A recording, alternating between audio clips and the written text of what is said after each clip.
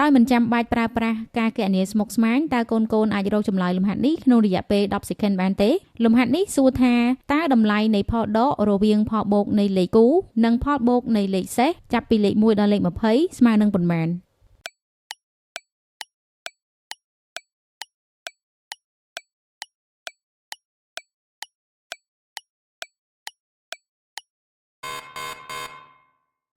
តោះឥឡូវយើងមកមើលពីរបៀបនៅក្នុងការរកចម្លើយលំហាត់នេះជាដំបូងកូនអាចចាប់គូរវាងលេខគូនិងលេខសេសរួចធ្វើប្រមាណវិធីដកដោយដែលបានបង្ហាញ2ដក1ស្មើនឹង1 4ដក3ស្មើនឹង1